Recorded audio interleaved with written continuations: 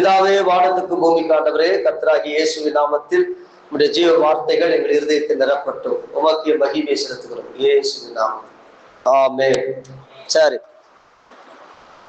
மைக்கே தேவல, கேக்குதுங்களா? சரி, ஆன்மீகன்றது வேற. இப்ப இயேசு ஆன்மீகத்தை கற்றுக் கொடுத்தார். மத்தேயு எடுத்துக்கொள்ளுங்க. மத்தேயுல பழைய ஏற்பாட்டுல தீர்க்கதரிசிகள், அதாவது ஆதி ஆகமத்திலிருந்து மல்கியா வரைக்கும் கடவுள் தீர்க்கதரிசிகளை கொண்டு பேசினார். தீர்க்கதரிசினா யாரு? ஒரு மனுஷன் இருப்பாரு, அவர்கிட்ட கடவுள் பேசுவார். அவரு கூட கடவுளை பார்க்க முடியாது, கடவுளுடைய சத்தத்தை கேட்பார், அதை மக்கள்கிட்ட சொல்லுவார். ஆனா இந்த அத்தனை தீர்க்கதரிசிகளும் மக்களால் துரத்தடிக்கப்பட்டார்கள். ஒரு தீர்க்கதரிசியும் ஏற்றுக்கொள்ளப்படல. இதுதான் ரொம்ப முக்கியம். நீ நல்லா பாருங்க, கடவுளுடைய வார்த்தையை பேசினவன் கடவுளுடைய வார்த்தையை சொல்றான். ஆனா மக்கள் அந்த தீர்க்கதரிசிகளை கல்லெறிச்சி சாவடிக்கிறாங்க, தீர்க்கதரிசிகளை கொளுத்துறாங்க, தீர்க்கதரிசிகளை கடவுளை தூக்கி போடுறாங்க. அப்படியே புதிய ஏற்பாட்டுல வாங்க, புதிய ஏற்பாட்டிலேயே அதே தான். இயேசு வார்த்தையை கொடுக்கிறார். அந்த வார்த்தையை போய் சொன்ன ஆட்கள் துரத்தடிக்கப்படுறாங்க, கல்லால் அடிக்கப்படுறாங்க. ஏன்னா ஆன்மீக கருத்துக்கள், ஆன்மீகம் எப்பொழுதுமே ஆன்மீகம் மதம் ரெண்டும் ஒன்றுக்கு ஒன்று முரண்பாடா இருக்கும். ஆன்மீகம் வெகு சிலரால் தான் ஏற்றுக்கொள்ளப்படும். ஆனா மதம் அநேகரால் ஏற்றுக்கொள்ளப்படும். மதம் உணர்ச்சி வயப்பட்டது, ஜாலியா இருக்கும், பண்டிகை, அப்புறம் கொடுக்குது, வாங்குறது, சாப்பிடுறது. ஆனா ஆன்மீகம் என்பது உள்ளத்துல கடவுளை அறிவது. இயேசு சொன்னது அத்தனையும் ஆன்மீகம். இந்த ஆன்மீகம் மதமாக மாற்றப்பட்டு இன்னைக்கு ரொம்ப ஃபேமஸா வியாபாரம் பண்ணுகிறாங்க. பாஸ்டர் என்ற போர்வையில, ஃபாதருங்க என்ற போர்வையில, ரெவரண்ட், பிஷப்பு அல்லது அப்போஸ்தலர் என்ற போர்வையில. அதனால நம்ம ஆன்மீகத்தை அறிஞ்சோம்னா நானும் என் இறைவனும் அந்த சிந்தையில வாழ்வோம். ஒரு மதத்துக்குள்ள போய் மாட்டிக்க மாட்டோம், கிறிஸ்தவ மதத்துக்குள்ள போய் மாட்டிக்க மாட்டோம். நான் ஆர்சி, மாதா தான் கடவுள், அம்மா இல்லாத புள்ள வந்துச்சா, இவரு நான் சொல்லுவாரு மாதால கடவுள் கிடையாது, இயேசு தான் கடவுள். இது பெந்தகோஸ்து கும்பல். ரீகாபா அப்படி பேசினா தான் நீ பரலோகம் போவ. இப்படி இது ஒரு கும்பல். பரிசுத்த அந்நிய பாஷை பேசலாம், பரலோகமே போக மாட்டேன். அதனால எதனா ஒண்ணு கத்து, கையை தட்டு, கத்து கத்து கத்துன்னு சொல்லி டூப்ளிகேட் பாஷை நிறைய வந்துடும். இது பெந்தகோஸ்து கும்பல். ஒரே கத்தின்னு இருப்பாங்க, அமக்கலம் பண்ணுவாங்க. இப்படி இந்த கும்பல் பத்தியெல்லாம் சுத்தம். அப்போ இது ரெண்டுத்துக்கும் நடுவில் இருப்பதா இயேசு போதிச்சார். இப்ப இயேசு என்ன போதிச்சார் பாருங்க. இடுக்கமான வாசல் வழியா, இப்ப என்ன அதிகாரம்? செல்ல ஒரு நிமிஷம் இருங்க. ஒருத்தர் செல்ல பக்கத்துல வைங்க. இடுக்கமான வாசல்னா டக்குன்னு கூகுள்ல போயிட்டு அதை தட்டணும், அந்த வசனம் வரும், டக்குன்னு சொல்லணும் நமக்கு. அதுக்குதான் ஆர்டர் செல்ல கொடுத்துக்கிறார். புரியுதா? செல்ல எடுங்க, யார் வச்சுங்க கேத்தனை எடுத்து ஆன் பண்ணி வை, வசனம் சொன்னா அதை தட்டணும், டக்குன்னு வசனம் வரும். கூகுள்ல போய் இடுக்கமான தட்டினா அந்த வசனமே வந்துடும் அப்படியே. எந்த அதிகாரம்? 7:13. பாருங்க, இயேசு சொன்னது ஆன்மீகம். நம்ம வெளியே பார்க்கறது மதம். எழுப்புதல் கூட்டம், ஆசீர்வாத கூட்டம், இந்த கூட்டம், அந்த கூட்டம், அப்படியே உலகமே வானமே கீழே இறங்கிட்டு பாரு. இதெல்லாம் பாத்தீங்கன்னா ரொம்ப ஃப்ராடுத்தனம். பேர் பாதி ஃப்ராடுத்தனம் தான். அதுல உண்மை இல்லை, அங்க ஏசு இல்லை, இயேசுனுடைய போதனைகள் கிடையாது. இவங்க அந்த கொஞ்ச நேரம் சமாதானத்துக்கு போவாங்க, அங்க போனா நிம்மதியா இருக்குது. இது மதம்.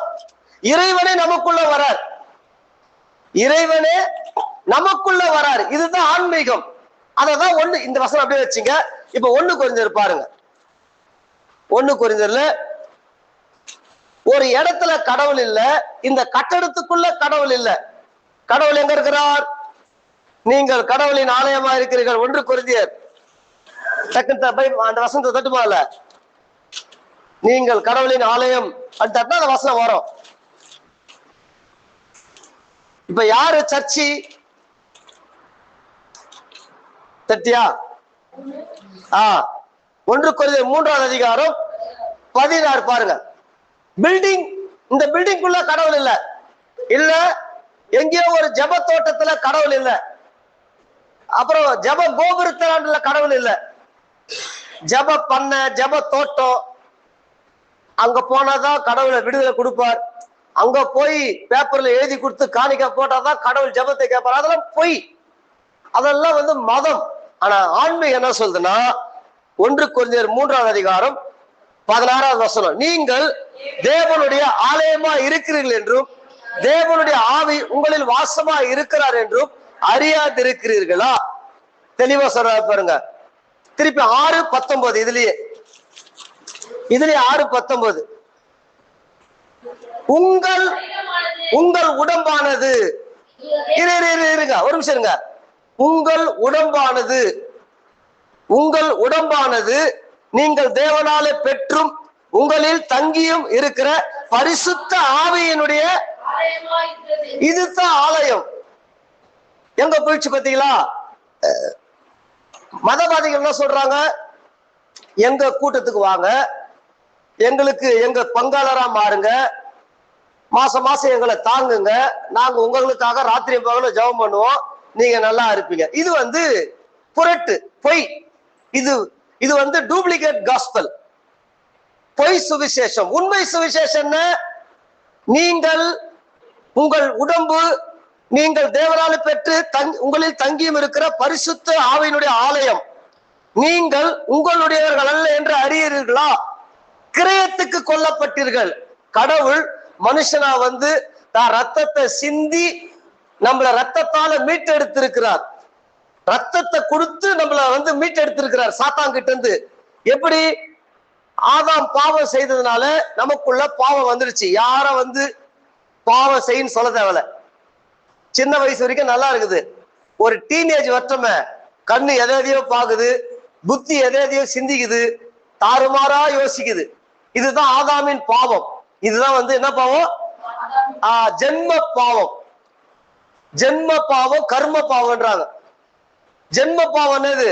நம்ம ஆதாம் செஞ்ச அந்த பாவ உணர்வு நம்ம ரத்தத்துல கலந்துருச்சு. அதனால நாம கண்ணு தாறுமாறா பாக்குது, சிந்தனை தாறுமாறா சிந்திக்குது, எண்ணங்கள் தாறுமாறா போகுது. இந்த ஜென்ம பாவத்திலிருந்து விடுதலையாக்கத்தான் இயேசு ரத்த சிந்தினார். எவ்வளவு பெரிய விஷயம் பாருங்க. இப்போ ஒரு மனுஷனுடைய கண்கள் தூய்மை ஆகிறது, எண்ணங்கள் தூய்மை ஆகிறது, அவன் பேச்சு தூய்மை ஆகிறது. இந்த மாற்றம் எப்படி உண்டாகுது? இதுதான் ஆன்மீகம். கடவுள் அவனுக்குள்ள போய் அவனுக்குள்ள மாற்றத்தை உண்டாக்குறாரு. சும்மா பைபிள் தூக்கின்னு கோயிலுக்கு ஒருத்த அல்ல. பார்வை மாறணும், பேச்சு மாறணும், சிந்தனை மாறணும். அதுதான் ஆன்மீகம். அப்ப இயேசு என்ன சொல்றாரு? 1 கொரிந்தியர் 6ஆம் அதிகாரம் 20 வருஷத்துல, கிரயத்துக்கு கொல்லப்பட்டீர்கள். உங்களை சேட்டுக்கல்ல அடகு வச்ச மாதிரி ஆதாம் அடகு வச்சிட்டான். ஆதாம் கடவுளை விட்டு பிரிஞ்சு சேட்டுக்கல்ல, சேட்டுதான் சாத்தான். சாத்தான் கிட்ட உங்களை அடகு வச்சிட்டான். உங்களை ரத்தம் கொடுத்து இயேசு மீட்டெடுத்து இருக்கிறார். அதனாலதான் இயேசுவை உண்மையை ஏற்றுக்கொண்டவ, ரட்சிக்கப்பட்டவ, பாவ வாழ்க்கையிலிருந்து விடுதலை அடையறான். கிரயத்துக்கு, இந்த வசனம் வாசிங்க, கிரயத்துக்கு கொல்லப்பட்டீர்கள், தேவனுக்கு உடையவைகளாகிய உங்கள் சரீரத்தினாலும்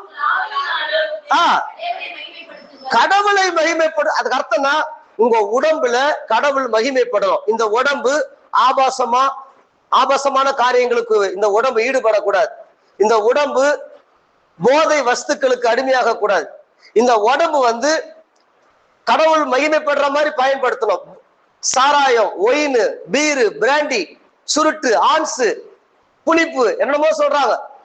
அப்படியே போதையிலே வச்சிருக்காத, உன்னை இயேசு மீட்டு எடுத்துட்டாரு, நீ ரட்சிக்கப்பட்டவன் சொல்லி சபைக்கு புதுசா ரட்சிக்கப்பட்டு சொல்றாங்க.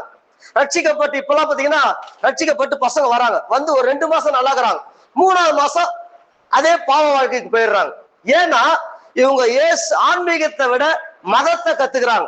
பாட்டு நல்லா இருக்குது, மியூசிக் நல்லா இருக்குது, ராகமா பாடுறாங்க, நல்லா இருக்குது, ஜாலியா இருக்குது, டப்பாங்குத்தெல்லாம் பாட்டுலாம் பாடுறாங்க, அவங்க நல்லா டான்ஸ் எல்லாம் ஆடுறாங்க, உணர்ச்சி.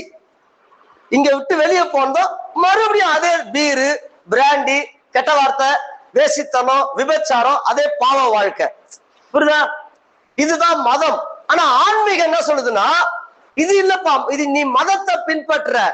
ஆன்மீகம் கடவுள் உனக்குள்ளே இருக்கிறார், உன் கண்கள் கடவுளுடைய கண்கள். நீ அந்த பாவத்துல வாழ்ந்த, எவ்வளவு காலம் வாழ்ந்த, அதனால்தான் இயேசு உனக்கு ரத்த சிந்தினார். 20ஆம் வசனம் வாசிங்க, கிரயத்துக்கு கொல்லப்பட்டீர்கள், ஆகையால் தேவனுக்கு உடையவர்களாகிய தேவனை பாருங்க. இப்ப 7ஆம் அதிகாரம் பாருங்க, அதிலேயே இயேசு போதிக்கிறார். நீங்கள் எனக்கு எழுதின காரியங்களை குறித்து நான் எழுதுகிறது என்னவென்றால், பெண்ணை தொடாமல் இருக்கிறது மனுஷனுக்கு. அழகான வசனம் பாருங்க. இத பெற்றோர் சொல்லி தரணும். பெண்ணை இப்ப பாத்தீங்கன்னா அமெரிக்கா மாதிரி மாறின வருது நம்ம நாடு. எப்படின்னா டேட்டிங், லவ், கல்யாணம். ஹைகோர்ட்டே சொல்லிடுச்சு, கல்யாணம் ஆகாம ஒரு பொண்ணும் பையனும் வாழலாம்.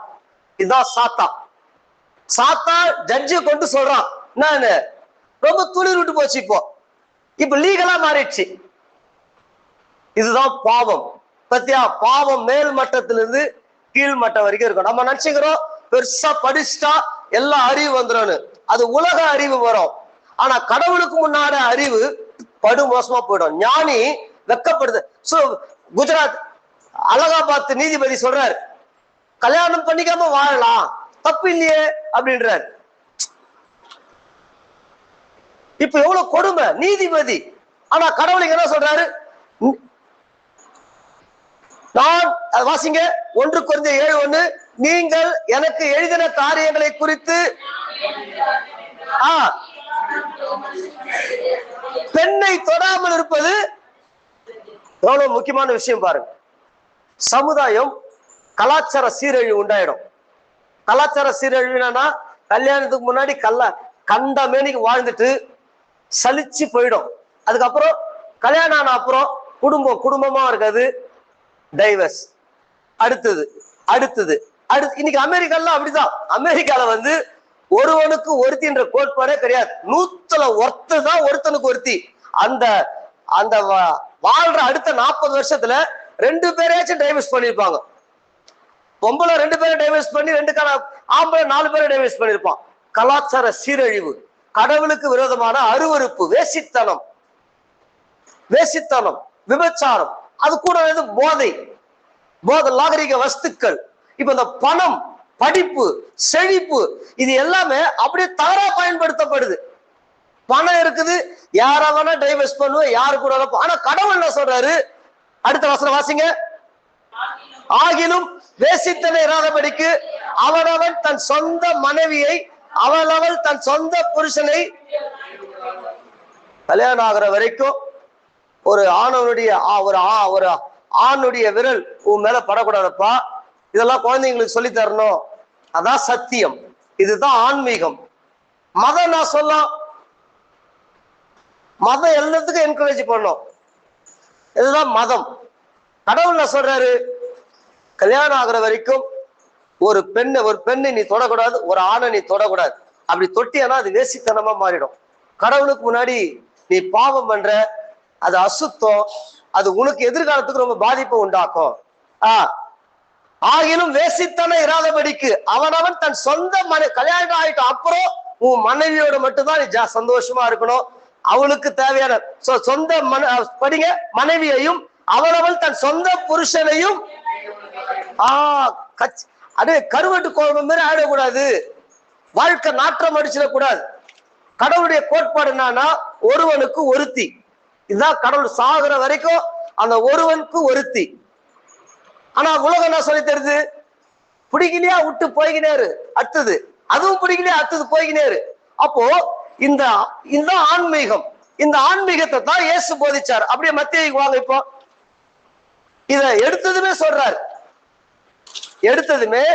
மத்தேயுல சொல்றார், இந்த நல்ல தெய்வத்துக்கு நான் என்ன சொல்லி நன்றி, எந்த நற்ப ஜீவியத்தை. மத்தேயு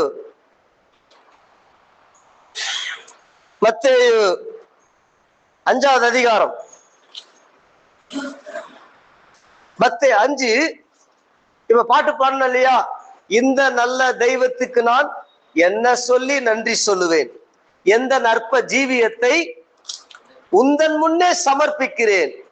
கெட்டு போன சரீரம் கடவுளை அறியாம எதையோ கடவுளா வணங்கிக்கிட்டு, பேய்களை வணங்கிட்டு தாறுமாறா இந்த உடம்பு வாழ்ந்துகிட்டு இருந்தது. இயேசு என்னை தேடி வந்தார். வாழ்க்கைனா இது தப்பான்னு இந்த வேதத்தின் மூலம் எனக்கு சொல்லி கொடுத்தார்.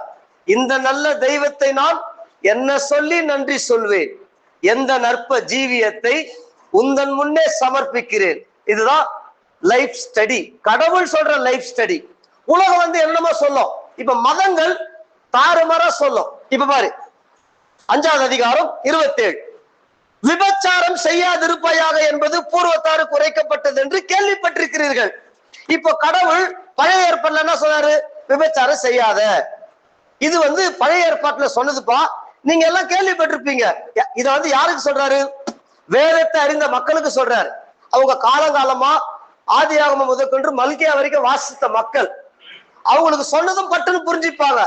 அதனால்தான் உடனே அவங்களுக்கு சொல்றாரு. என்ன சொல்றாரு? அந்த வசனம் வாசிங்க, வாசிங்க. வசனம் எடுத்தீங்களா?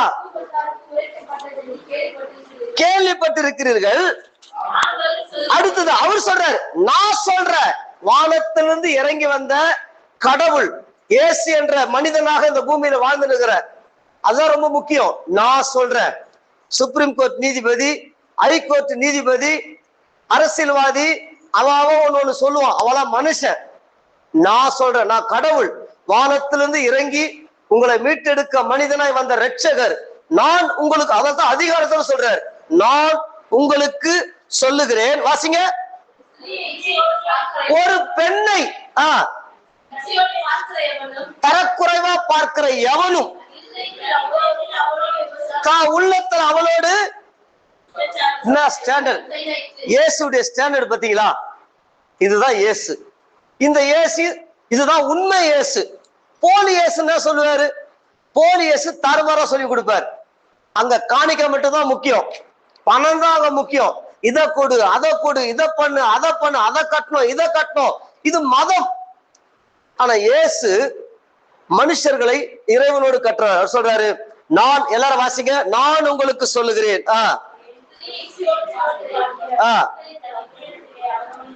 But I tell you that anyone who looks at a woman lustfully, இங்கிலீஷ்ல ரொம்ப அழகா சொல்றார். இப்ப அக்காவை பாக்குறோம், தங்கையை பாக்குறோம், மகளை பாக்குறோம், நம்ம பார்வை வேற. ஆனா இங்க என்ன சொல்ற? lustfully, ஒரு பெண்ணை ஆபாசமாய் பார்க்கிறவன். தன் மனைவியை பார்க்கறது போல ஒரு பெண்ணை, ஒரு வாலிப அடுத்த பெண்ணை பார்த்தானா அவன் இறைவனுக்கு முன்னாடி கெட்டுப்போன இருதயத்தை உடையவன்.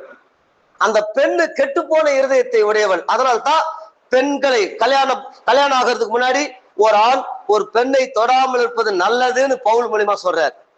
உன் எண்ணங்கள் கெட்டு போயிடும், சிந்தனை கெட்டு போயிடும். ஒரு பழம் அதுவா பழுத்து கனிந்து கொடுப்பது இன்பமா இருக்கும். காய பறிச்சு எடுத்து வைக்கால வச்சு மருந்து வச்சான்னா ஆகும். அததான் சொல்றார், கெட்டு போயிடும், நல்லா இருக்காது. அப்ப வாழ்க்கை இன்பமயமா இருக்கணும்னா வாலிப வயசுல ஆண்டவரை பிடிச்சு, நமக்கு கொடுக்கப்பட்ட படிப்பு, நமக்கு கொடுக்கப்பட்ட வேலை, நமக்கு கொடுக்கப்பட்ட தொழில்ல டார்கெட் மாறாம போனோம். அதுல சக்சஸ் ஆயிட்டு அப்புறம் மேரேஜ் லைஃப பத்தி யோசிக்கணும். இதுதான் இயேசு சொல்லி தர்றாரு. மேரேஜ் லைஃப் எப்போ யோசிக்கணும்? நமக்குன்னு ஒரு வருமானம், பொருள் செய்கின்றார் வள்ளுவர். என்ன சொல்றாரு? வள்ளுவர் என்ன சொல்றாரு? பொருள் செய்க, பொருள் எல்லாருக்கும் இவ்வுலகம் இல்லை. அப்புறம் என்ன சொல்றாரு? அது ரைட்டு. பொருள் செயல் வகையிலே சொல்லுவாரு, கூறிய எக்தில்னுவாரு. அதுக்கு அர்த்தம் என்னன்னா, உன் எதிரி வெக்கப்பட்டு போனா நீ போய் செய்க பொருளை அப்படின்றாரு. செய்க பொருள் என்னன்னா, போய் ஒரு டெக்னிக்கலை கத்துக்கின்னு அதன் மூலம் பணங்களை சம்பாதித்து உன் எதிர்காலத்தை சுபிட்சமா வச்சுக்க நீ பிளான் பண்ணுப்பா. செய்க பொருளை. அப்புறம் நான் தட்டம்மா நெட்ல பாப்பா, செய்க பொருளை தட்டுக்க, அதை படிங்க. செய்க பொருளை அப்படி சொல்லிட்டு கண்டினியூஷன் வர மறந்து போச்சு எனக்கு. என்னப்பா செய்க, இதெல்லாம் தான் சொல்லி, இதெல்லாம் விமல் வந்து அவன் பையனுக்கு சொல்லி தரணும். நான் சபையில சொல்லி கொடுத்தா பாஸ்டர் நான் அசிங்கமா பேசுங்கிறாரு அப்படின்றாங்க. நான் அசிங்கமா பேசுறேன், வாழ்க்கையை சொல்லி தர இவருக்கு இதே வேற என்ன சொல்ல முடியும்? இன்றையிலிருந்து நீ ஆசீர்வதிப்பாய் மகளே, உன் மேல தீர்க்கதரிசனம் வர இறங்குது, நீ பாரு அப்படி சொல்றதுக்கு ரொம்ப இன்பமா இருக்குதுன்றாங்க மக்கள். உண்மையை சொன்னா கசகுது. செய்க பொருளை,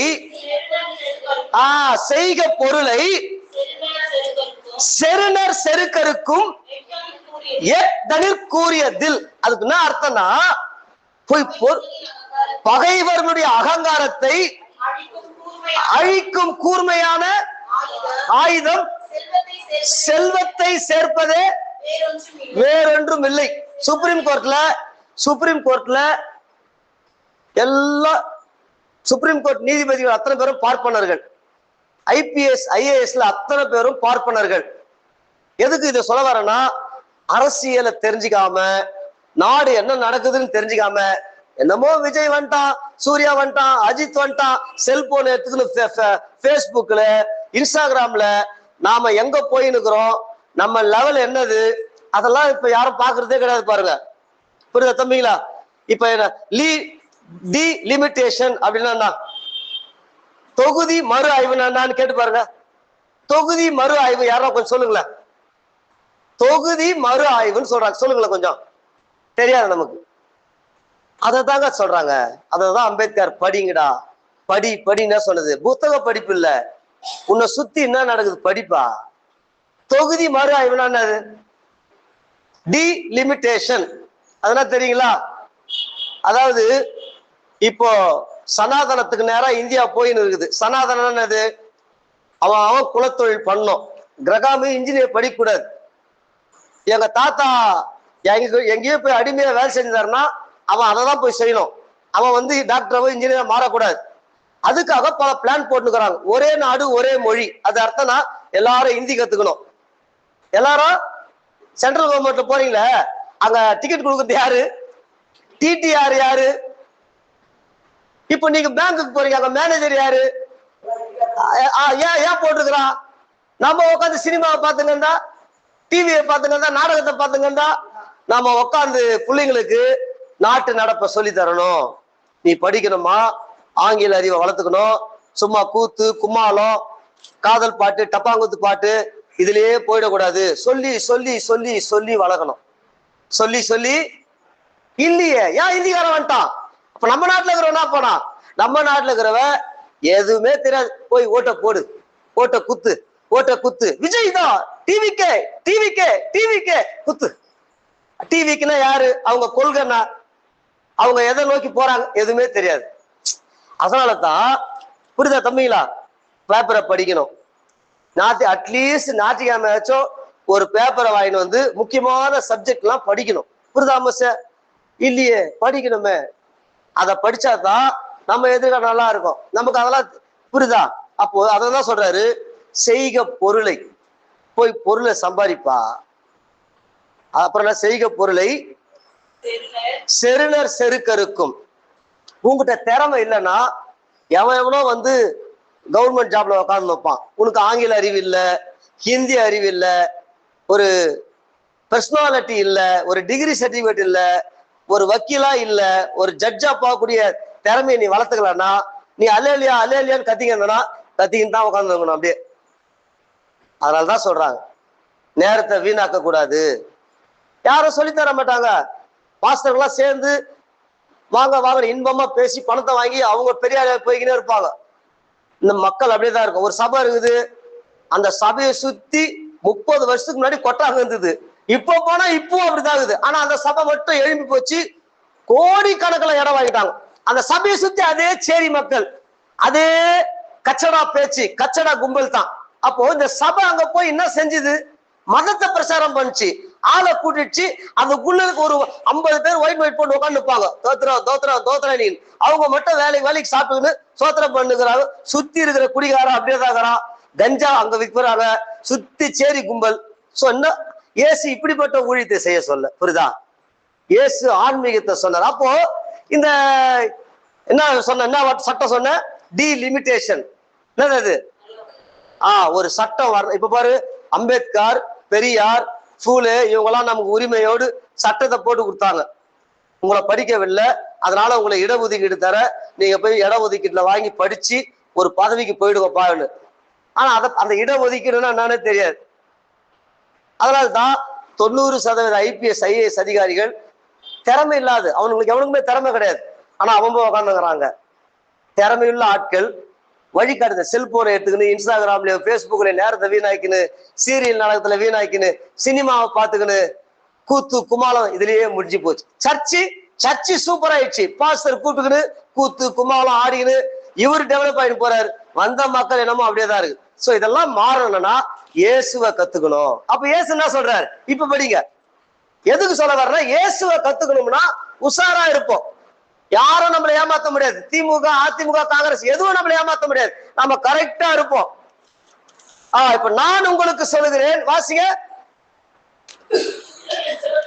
ஒரு பெண்ணை இச்சையோடு பார்க்கிற எவனும் அவளோடு தன் இருதயத்தில், இப்ப பாருங்க எவ்வளவு அழகா சொல்றாரு. நான் ஒரு பெண்ணை லஸ்ட்ஃபுல்லா பாத்தீங்கன்னா உன் மனசு கெட்டு போயிடுப்பா. இப்ப வர சினிமாக்கள் எதை காட்டுது? இப்ப வர அத்தனை படங்களும் பெண்களை ஆபாசமா தான் காட்டுது. அதை உட்காந்து இன்பமா பாத்துக்கணு, அல்லேலியா சோத்திரம், ரீகாபா ரீகாபா ரீகாபா, அவ்வளவுதான். அதுதான் ஆவிக்குரிய வாழ்க்கை. அதுதான் ஆவிக்குரிய வாழ்க்கை. அவ்வளவுதான், ஒன்னும் அசைக்க முடியாது. சமுதாயம் அழிவை நோக்கி போய்கிட்டு தான் இருக்கும். குடிக்கிறவன் குடிச்சுதான் இருப்பான், டம் அடிக்கிறவன் டம் அடிச்சுதான் இருப்பான், விபச்சாரம் பண்ணுறவன் விபச்சாரம் பண்ணிதான் இருப்பான். அப்படியேதான் இருக்கும். இந்த கிறிஸ்தவ சமுதாயம் மதவாதிகளா மாறி இருப்பாங்க. அப்ப இயேசு சொன்னது ஆன்மீகம், நம்மளை சுத்தி நடக்கிறது மதவாதம். என்ன புரிதுங்களா? இப்ப அப்படியே எடுங்க. மல்கியால கடவுள் சொல்றார், கடவுள் ஆன்மீகத்தை பத்தி பேசுறார். மல்கியா 3வது அதிகாரம்.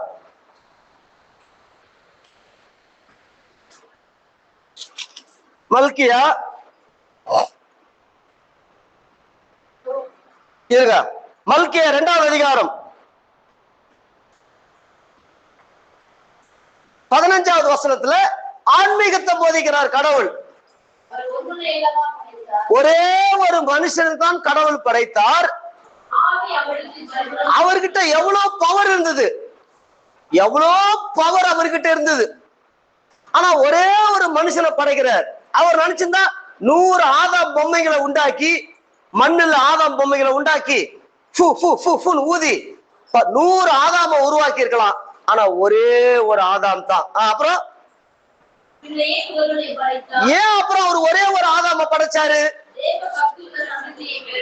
இது தாங்க தேவ பக்தி உள்ள சந்ததி. அதுக்கு அர்த்தம் என்னன்னா, கடவுளை அறிந்த மக்களை உருவாக்கணும். வா வா நீ வா நீ வா நீ வா நீ வா நீ வா நீ வான்னு கூப்பிட்டு ஒன்னும் தெரியாத மக்களை ஞானஸ்தானம் குத்து குத்து குத்து குத்து 1000 பேர் 2000 பேருன்னு சொல்லிக்கணும். இல்ல, பக்தி உள்ள குடும்பங்கள், கடவுளுக்கு பயப்படுற குடும்பங்கள், கடவுளுடைய வார்த்தை அறிந்த தெரியவே தெரியலையே, வசனமே தெரியல, வசனமே தெரியல, ஜப வாழ்வு இல்ல.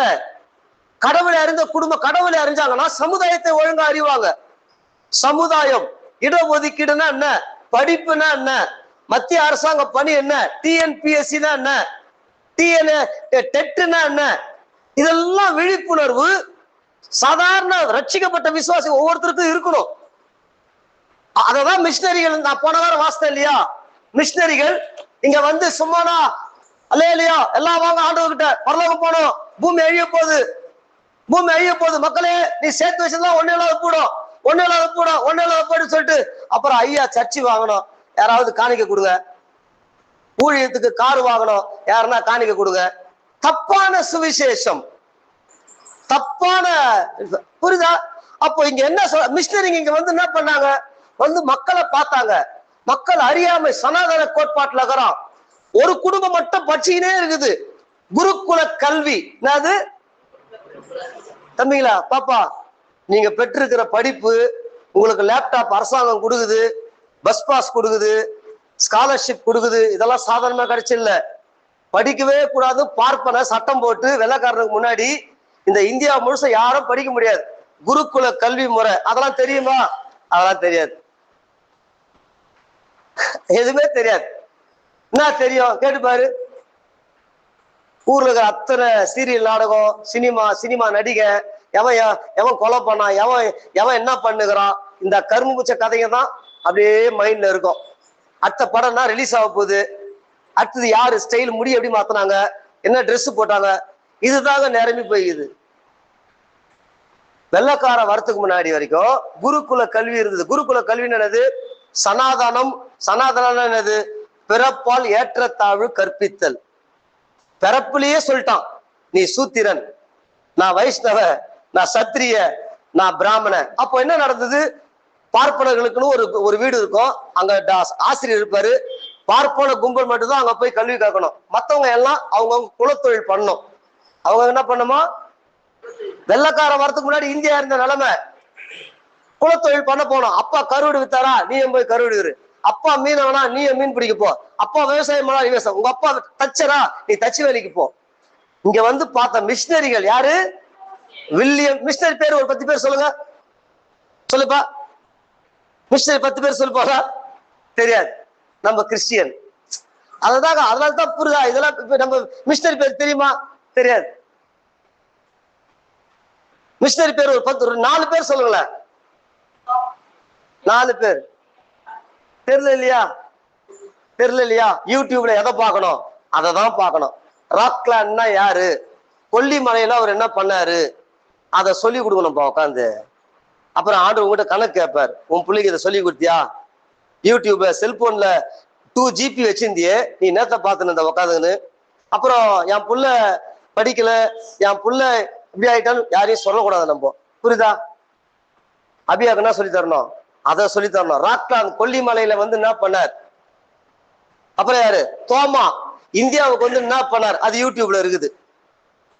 தோமா இந்தியா கேரளால வந்து என்ன பண்ணார்? தமிழ்நாட்டுக்கு வந்து என்ன பண்ணார்?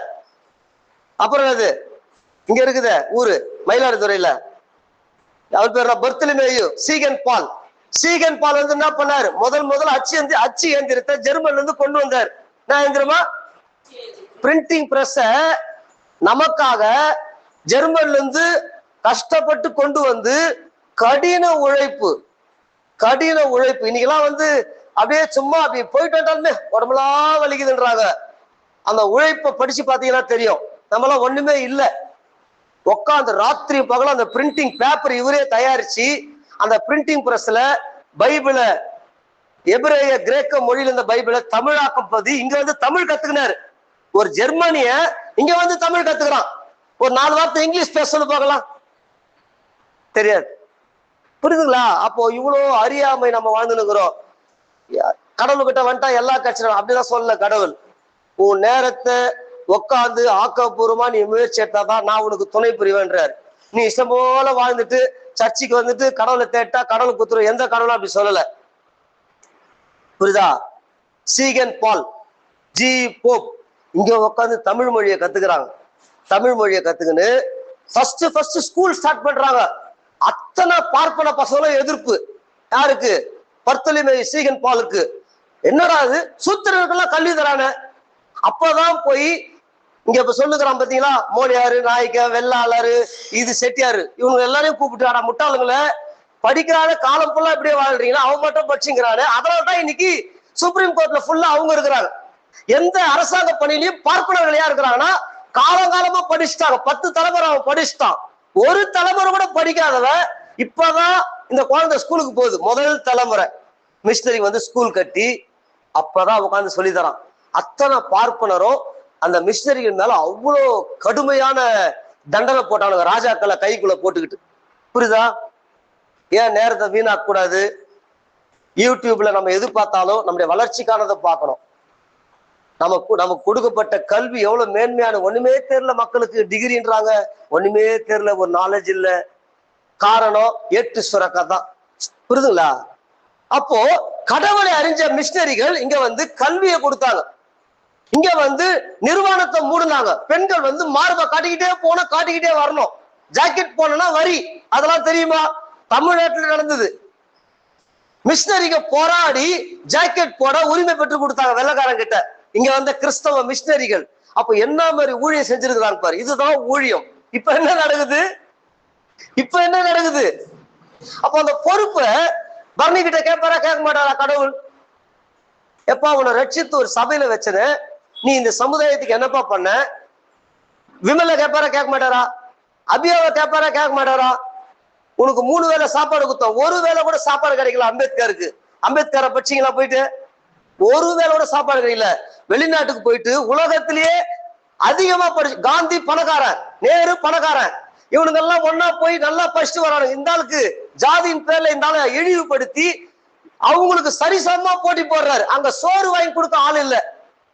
பிரெட் பண்ண வாங்கி தின்னுட்டு படிச்சாரு. காந்தி நேரு திரும்பி உடன்ட்டாரு. அவ்வளவு கஷ்டமாகுது சப்ஜெக்ட் படிக்க முடியலன்னு. ஆனா பண்ண வாங்கி தின்னாருப்பா. அப்ப கேட்பாரா கேட்க மாட்டாரா? நீ என்னப்பா பண்ண இந்த சமுதாயத்துக்கு? நீ உன்னை சுத்தி இருக்கிற நண்பர்களுக்கு எதப்பா சொல்லி கொடுத்த? சமுதாயத்தை விழிப்புணர்வு கஞ்சா அடிச்சுங்கிறான் அவன் கண்ணுக்கு முன்னாடி, புளிப்பு போட்டுங்கிறான், ஆன்ஸ் போட்டுங்கிறான். அவனை உட்கார வச்சு வாழ்க்கையை சொல்லி கொடுத்தியா? இடஒதுக்கீடுன்னு சொல்லி கொடுத்தியா? அடுத்து அவன் தலைமுறை இவனே எப்படிங்கிறானா இவன் புள்ள எப்படி இருப்பான்? அவனை ஒழுங்குபடுத்தினியா? மிஷினரிகள் செய்த பணியில ஒரு 2% ஆச்சு நீங்க செஞ்சீங்களா? கடவுள் கேட்பாரா கேட்க மாட்டாரா? கேட்பாரா கேட்க மாட்டாரா?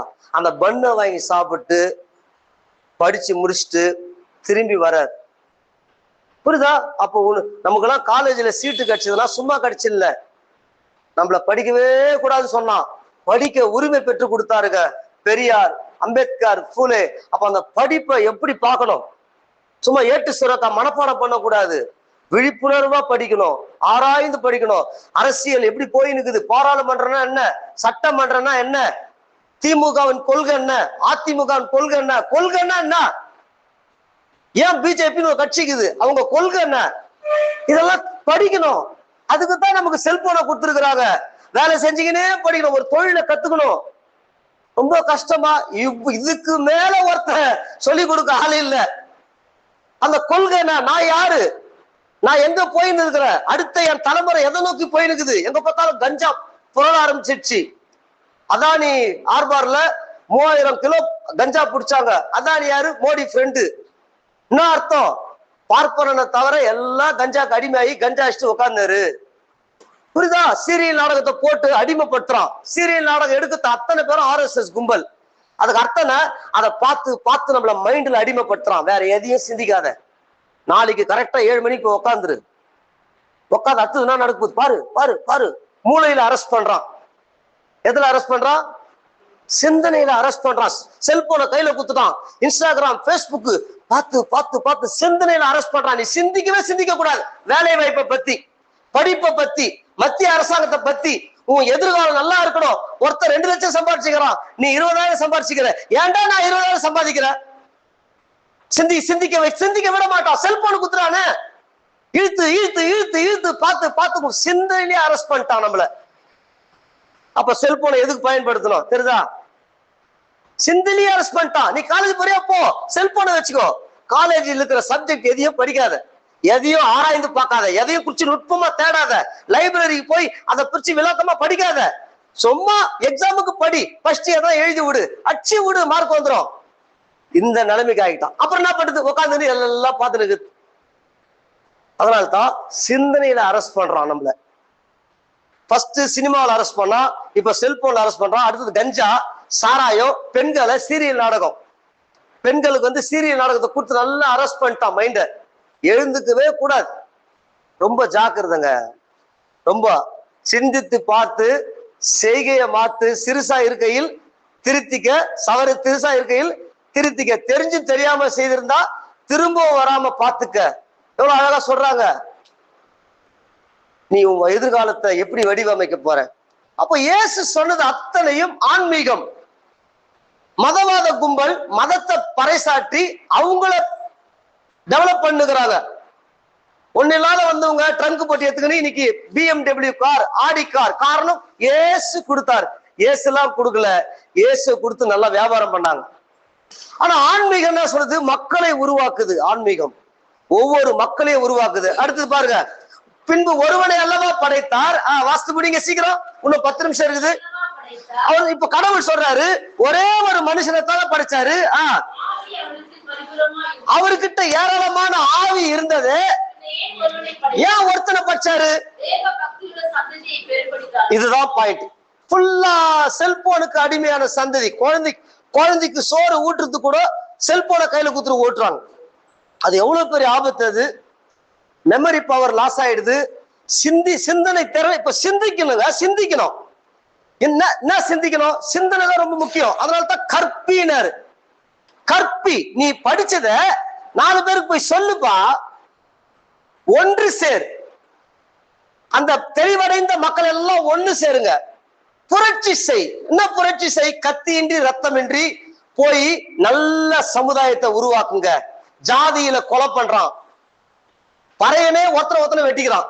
திருவள்ளூர் மாவட்டத்துல எல்லா பறையர்களும் அடுத்த பறையனால வெட்டப்பட்டுவனுங்க தொழில் போட்டியில. புரியுதா? எல்லா ஊர்லயும். அப்போ புரட்சி செய். அப்போ திமுகவா இருக்கட்டும், அதிமுக இருக்கட்டும், ஒரு குறிப்பிட்ட ஜாதிகாரம் மட்டும் தான் மினிஸ்டர் ஆகிறான், மத்தவன் தள்ளப்படுறான். இதை பற்றி சிந்திக்கிறீங்களா? சிந்திக்காத. அவன் கொடுக்குற 100 ரூபாய் வாங்கின்னு, பிரியாணி பட்டத்தை வாங்கின்னு, தண்ணி அடிச்சுட்டு சினிமாவை பார்த்துக்கின்னு உக்காந்துரு. அதுதான் கற்பினர். கற்பி. முதல்ல நீ படி. நீ படிச்சிட்டியா? அதை போய் 4 பேருக்கு கற்பி, சொல்லு, ஒன்று சேர். இந்த கூத்து கும்மாளம், இந்த கஞ்சா, அப்புறம் இது கானா பாட்டு, இந்த கும்பல்ல இருந்து விலகி ஒன்று சேர். நல்ல சிந்தனை உள்ள, நல்ல கருத்தியல்கள், நல்ல கோட்பாடுகள் உள்ள மக்கள் எல்லாம் ஒன்னா சேருங்க. அதுக்கப்புறம் போய் புரட்சி செய். இத மக்களுக்கு போய் சொல்லுப்பா. அது புரியுதா? புரியுதுங்களா? புரியுதா? அப்ப எதை கத்துக்கணும்? அப்ப எதை பேஸ்புக்ல, எதை யூடியூப்ல எதை கத்துக்கணும்? போய் கண்டிப்பா நீ எதை படிக்கிறீ இல்லையோ, அம்பேத்கரும் பெரியாரையும் கொஞ்சம் வாழ்க்கை வரலாறு ஒரு 1 hour ஒதுக்கி கேளு. அவங்க என்ன யாரு, பெரியார்னா யாரு, அம்பேத்கர்னா யாருன்றத 10 வீடியோ கூட 10 வீடியோ பாருங்க. பாப்பா புரியுதா? மாவு வித்துக்குனே பாருமா. நீ ஆட்டோ ஓட்டிக்கினே ஸ்பீக்கர்ல கேட்டுப்பா, ப்ளூடூத்ல. வேலையை விட்டுட்டு கேட்க சொல்ல, ஆட்டோ ஓட்டிக்கினே ப்ளூடூத்ல கேளு. கார் போய்க்கினே கார்ல கேளு. பர்னி சீகன் பால் என்ன பண்ணாரு, பர்தலியம் என்ன பண்ணாரு, இந்தியாவுக்கு வந்து எவனோ ஒருத்தன் இங்க வந்து நம்மளுக்கு துணி போட்டு விட்டான், நம்மள குளிப்பாட்டு விட்டான், நமக்கு சோறு ஊட்டினான். அவன் புள்ள அவன் பொண்டாட்டி எல்லாம் அம்மா வெளிநாட்டுல கணவன் இல்லையேன்னு வாடி இருக்குது. எவ்வளோ ஒருத்தன் இயேசு சொல்லிட்டார் சொல்லி பைபிளை தூக்கி இங்க வந்து நமக்கு கல்வியை கொடுத்தான், நம்மளுக்கு நிர்வாணத்தை மூடினான், நமக்கு படிப்பை பெற்று கொடுத்தான். அப்ப எவ்வளோ பெரிய ஆட்கள் அவங்களாம். அவங்கள படிச்சாச்சும் நமக்கு புத்தி வரணுமா வரக்கூடாதா? அப்ப நம்ம பெற்ற நேரங்கள், நமக்கு பெற்ற வாய்ப்புகள் எவ்வளவு முக்கியம். சாப்பாடு வரைக்கும் எடுத்துங்களேன், என்ன சாப்பிடணும்னு தெரியல, கண்டதை சாப்பிட்டு சீக்கிரத்துல செத்து போறாங்க. அதுக்குதான் கற்பினர். ஃபுட்டை பத்தி படி. ஃபுட் அண்ட் பீவரேஜ்னு ஒரு கோர்ஸ் இருக்குது. என்ன ஒரு கோர்ஸ் தெரியுங்களா? அது ஃபுட் அண்ட் பீவரேஜ்னா உணவை பற்றி படிக்கிறது. கால்சியம்னா என்னது, புரோட்டீன்னா என்னது, துத்தநாகம்னா என்னது, இதை பற்றி மக்களுக்கு சொல்லணும். இல்லையே, சுகர் சுகர் சுகர், எங்க பார்த்தாலும் சுகர். உண்மைதானே? பிரஷர் இப்ப ஃபேஷனா மாறிடுச்சு. உங்களுக்கு எவ்வளவு சுகர் இருக்குது, எனக்கு இவ்வளவு இருக்குது. எனக்கு தைராய்டு தெரியுமா? ஜாலியா சொல்றாங்க எனக்கு தைராய்டு. அவங்க அம்மாவுக்கு இருக்கிறதுனால எனக்கு இருக்கும், எனக்கு இருக்குது, என் பிள்ளைங்க இருக்கும். இதுதாங்க கற்பிக்க சொன்னார். இதை பற்றி படிக்கணும். இயற்கைனா ஏன் போச்சு, தாவரங்கள் ஏன் போயிடுச்சு, மர வளர்ப்பு ஏன் குறைஞ்சு போச்சு, வேப்பலை ஏன் போயிடுச்சு.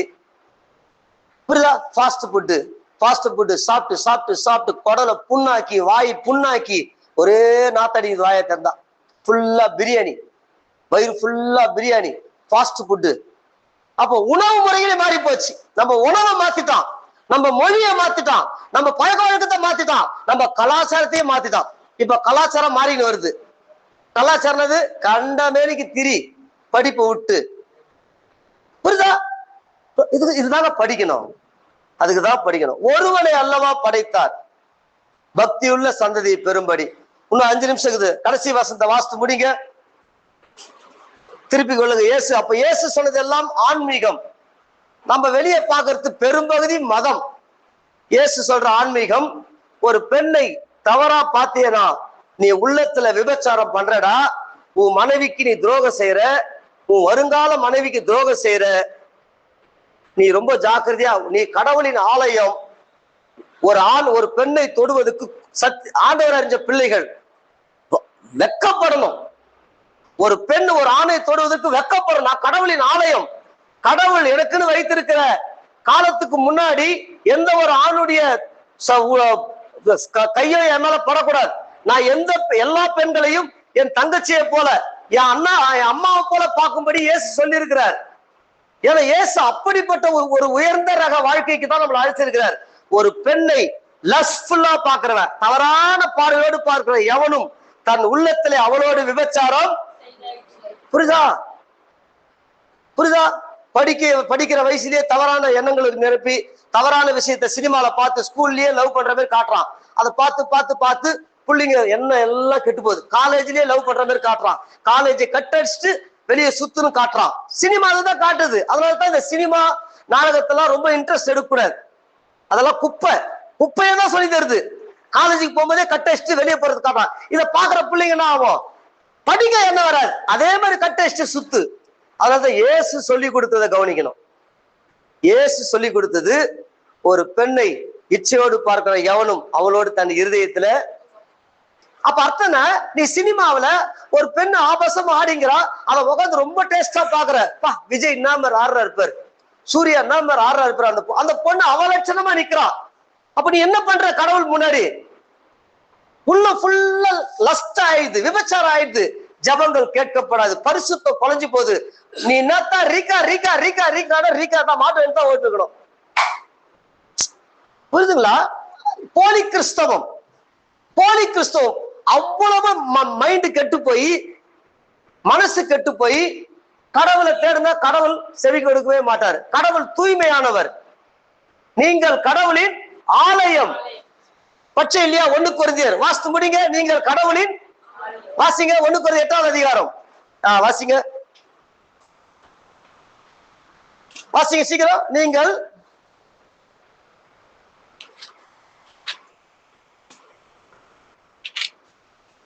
1 கொரிந்தியர் நோட் பண்ணலையா? நோட் பண்ணலையா வசனத்தை?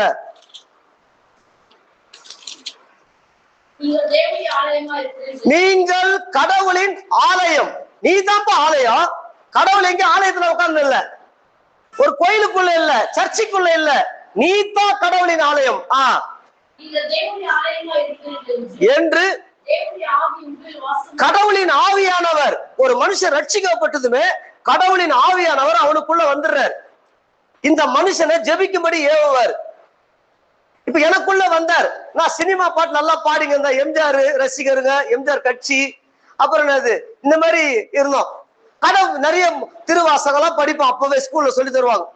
திருக்குறள், திருவாசகம், சைவ சித்தாந்தம், வைணவ சித்தாந்தங்கள், இதுல ஆன்மீகத்துல போனோம். ஆனா நம்ம அறியாமையில பாவம் நமக்குள்ள வருது.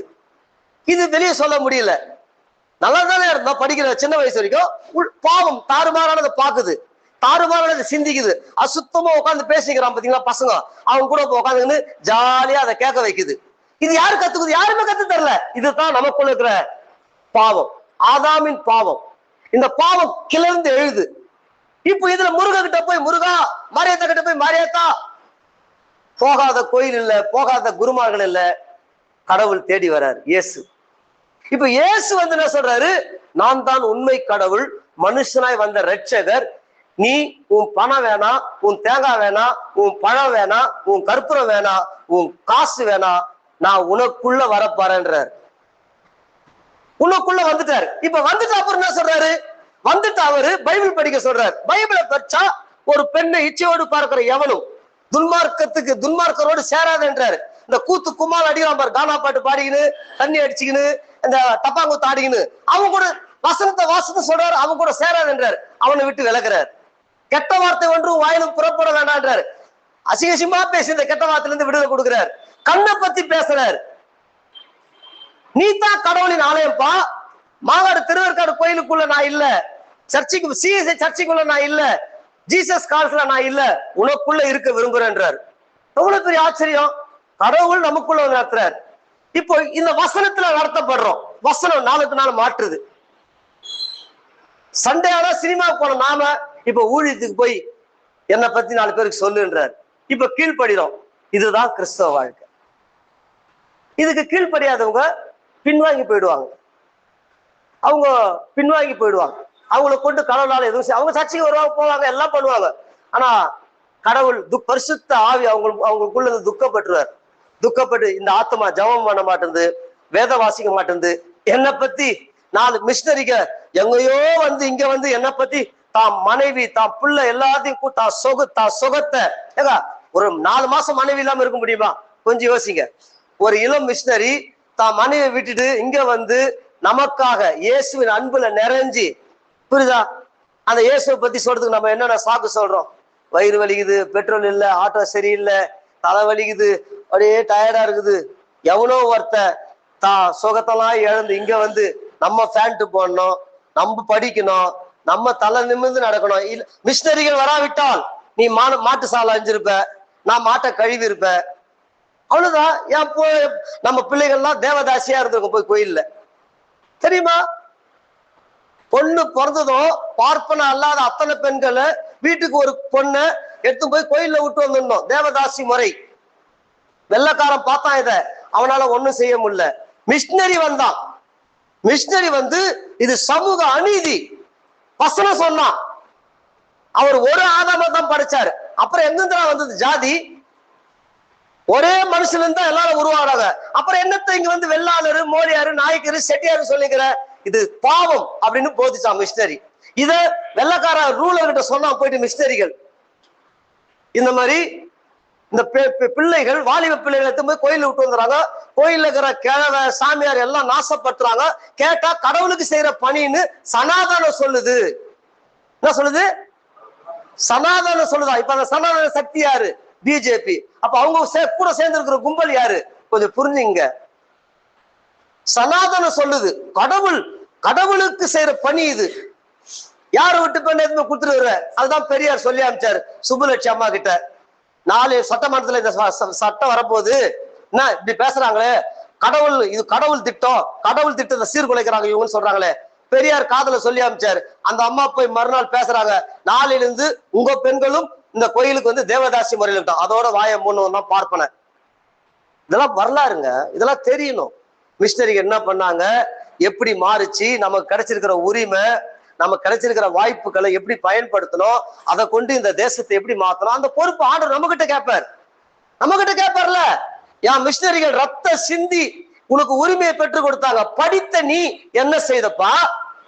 உனக்கு சுகபோகமா வாழ்ந்துனுக்கிறிய நல்லா. நீ இந்த சமுதாயத்துக்கு என்ன பண்ண? அக்கிரம செய்க காரணம் என்னை விட்டு அகன்று போன்னுவார் இயேசு கிறிஸ்து. சொல்ல மாட்டாரா? அந்த வசனம் மட்டும் வாசித்து முடிக்கலாம். கடைசி வசனம் மத்தேயு 24வது அதிகாரம். நிறைய பாஸ்டர்களுக்கு நிறைய இயேசு வச்சு பிசினஸ் பண்ணி இன்னைக்கு ஜாலியா வாழ்ந்துக்கிறாங்க பாத்தீங்களா? உண்மையை சொல்லி கொடுக்காம அவங்களுக்கு எல்லாம் பேரதிர்ச்சி இருக்குது. மத்தேயு 26வது அதிகாரம் கடைசி நாட்களை பத்தி பேசுறார். யாருங்க சொன்னது? எந்த வேதங்கள் சொல்லி கொடுத்தது? நீ செத்தா உயிரோடு எழுந்துப்ப, கடவுள் நியாயம் தீர்ப்பார், ஹிட்லரை நியாயம் தீர்ப்பார். இல்லைன்னா எவ்வளவு பெரிதாம எவ்வளவு பேரை சாவடிச்சான். ட்ரம்ப் நியாயம் தீர்ப்பார், மோடிய நியாயம் தீர்ப்பார். மணிப்பூர்ல நிர்வாணமா பிள்ளைகளை கொளுத்தி கற்பழித்து ஊரே பாக்குது. அதெல்லாம் பாத்தீங்களா? மணிப்பூர்ல உலகமே கம்முன்ட்டா இருந்தது. எவ்வளவு சமூக அநீதி இதெல்லாம். நாளைக்கு மணிப்பூர்ல ஏற்பட்ட நிலைமை இங்க வராதுன்னா நிச்சயம். ஏன் நம்ம பிஜேபிய புறந்தள்ளணும்? புரிந்துங்களா? ஏதோ கட்சி வெறியெல்லாம் கிடையாதுங்க. சனாதன கும்பல், கேடுகட்ட கும்பல். பார்ப்பனுடைய நன்மை மட்டும் தான் யோசிப்பான், வேற யாருடைய நன்மை யோசிக்க மாட்டான். அந்த பார்ப்பன கும்பலே பேய்த்தன கும்பல்.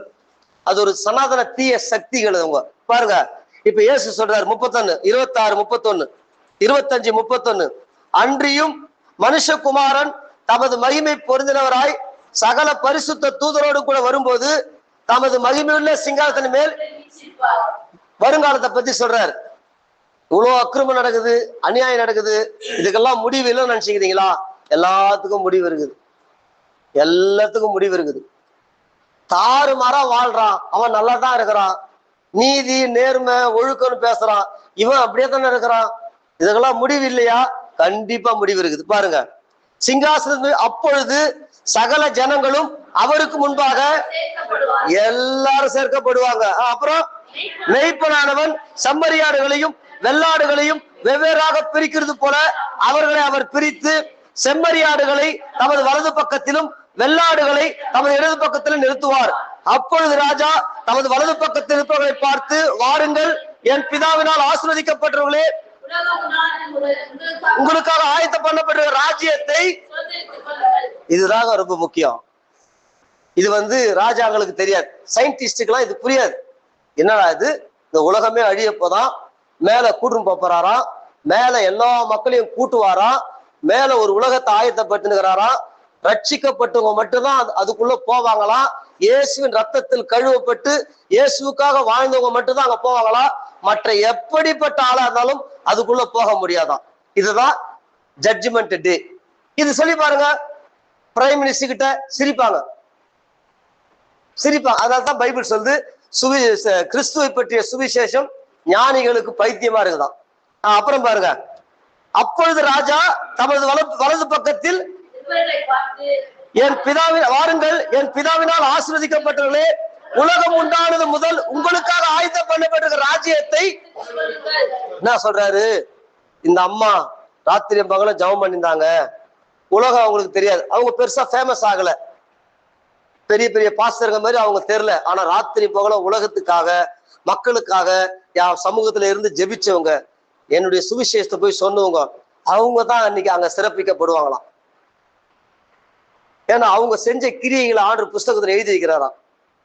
பாட்டு பாடின இல்லையா, நான் ஜெபித்த ஜெபம் எல்லாம் வீணா போகவில்லை, நான் விதைத்த விதையெல்லாம். அருமையான பாட்டு பாடின பாருங்க. அப்போ ஆண்டவர் அன்னைக்கு பாப்பாராம், போமான்னு வரும். இந்த அம்மாவுக்கு பெரிய ஆச்சரியமா, பூமியில யாரையும் என்ன கண்டுக்கல, யாரையும் என்ன பெருசா பேசல, பெரிய பாஸ்டருங்க வாழ்ந்த வாழ்க்கை நான் வாழல, எங்கேயோ ஒரு மூலையில ஆண்டவரை பத்தி சொல்லிக்கிட்டு ஜெபிச்சுக்கிட்டு இருந்தேன். அப்ப ஆண்டவர் சொல்லுவாரா, 35, பசியா இருந்தேன். இதுதான் இருங்க, இதுதான் மிஷினரிக்கு செஞ்சாங்க. மிஷினரிக்கு வந்து ஊழியம் பண்ணாங்க, பசி உள்ளவனுக்கு அவனுக்கு இருந்து ஆகாரத்தை கொடுத்தாங்க. இன்னைக்கு எத்தனை பாஸ்டருங்க கோடிகள்ல பொறணுங்கிறாங்க, கோடிகள்ல பொறணுங்கிறாங்க. புரியுதா? அதனாலதான் பாஸ்டர்களை பார்க்க கூடாது, பைபிளை திறந்து பைபிளை படிக்கின்றேன். பசியா இருந்தேன், எனக்கு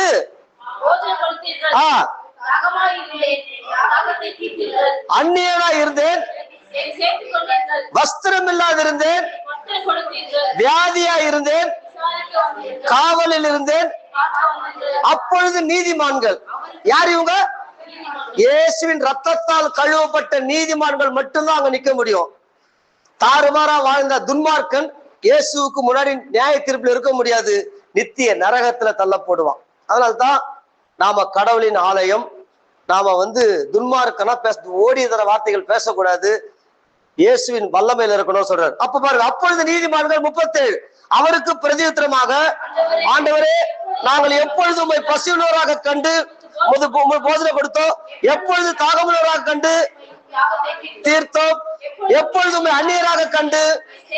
இப்ப இங்க சொல்றாரு பத்தியா, ஜெயில இருந்த, ஹாஸ்பிட்டல்ல இருந்த, துணி இல்லாம இருந்த, வீடு வாசல் இல்லாம இருந்த, எனக்கு வந்து உதவி செஞ்சீங்கன்னு சொல்லி, எவ்வளவு பெரிய விஷயம் இது. அப்பா நம்ம ஊழிய போய் இயேசுவை பத்தி சொல்லக்கூடாதா? எவ்வளோ பிள்ளைங்க சமாதானம் இல்லாம வாழ்ந்துங்கிறாங்க, அவங்கள தேடி போனமா போக கூடாதா? அந்த பொறுப்பு யாருடையது? அபியாவுடைய பொறுப்பு, அது மோரியாவுடைய பொறுப்பு, மரியாவுடைய பொறுப்பு. 4 பேருக்கு போய் ஆண்டவரை பற்றி சொல்லி அவங்களுக்கு ஜெபம். அப்ப இயேசு சொல்றாரு, எப்பொழுது உம்மை 39 எப்பொழுது உம்மை வியாதி உள்ளவராக காவலில் இருக்கிறாக கண்டு உம்மிடத்தில் வந்த என்பார்கள். அதற்கு ராஜா பிரதித்திரமாக, மிகவும் சிறியவராகிய என் சகோதரரான இவர்களில் ஒருவனுக்கு நீங்கள் எதை செய்தீர்களோ அதை எனக்கே செய்தீர்கள் என்று. இததான் 8 ஏழையின் சிரிப்பில் இறைவனை காண்போம்னர் அண்ணாயின் கலைஞர்லாம். ஒரு ஏழையை பார்த்து அவனுக்கு என்னை பத்தி சொல்லி, இயேசுவே மெய்யான தேவன், அவர்தான் உலக ரட்சகர், உன் பாவத்துக்காக சிலுவையில் மரித்தார், நீ ரட்சிக்கப்படணும்னு சொல்லிட்டு அவனுக்கு நம்மளால் இயன்ற உதவிகளை செஞ்சோம். பாத்தீங்களா? இததான் சொல்றாரு. அந்த வசனத்தை எல்லாம் படிங்க. 40 அதற்கு ராஜா பிரதியுத்தரமாக, மிகவும் சிறியவராகிய என் சகோதரன் இவர்களில் ஒருவனுக்கு நீங்கள் எதை செய்தீர்களோ அதை எனக்கே செய்தீர்கள் என்று. அப்போ இங்க நல்லா பாத்துங்க, நம்ம கண்ணுக்கு முன்னாடி இருக்கிற மக்களை பார்த்து அவங்களுக்கு ஏதாவது உதவி செஞ்சோம்னா அது கடவுளுக்கே செய்ததுக்கு சமமா. யாருக்கு? எனக்கே செய்திருக்கின்றார். ஒரு சின்ன எளியவனை பார்த்து அவன் தேவைகளை சந்திச்சனா அது எனக்கே செஞ்சீங்கன்றார். அல்லேலூயா. இதுதான் ஆன்மீகம், இயேசு சொல்லி கொடுத்த ஆன்மீகம். இதை விட்டுட்டு மற்றது எல்லாமே டூப்ளிகேட் சுவிசேஷம், பொய் சுவிசேஷம். டைம் சரியா போயிடுச்சு, அதனால இயேசுவை அறிஞ்சிக்க நாம் முன்னேறுவோம். ஹல்லேலூயா. இந்த நல்ல தெய்வத்துக்கு நான் என்ன சொல்லி நன்றி சொல்லுவேன். காணிக்கெடுப்போம். எந்த அற்ப ஜீவியத்தை உந்தன் முன்னே சமர்ப்பிக்கலாம். இந்த நல்ல தெய்வத்துக்கு என்ன சொல்லி நன்றி சொல்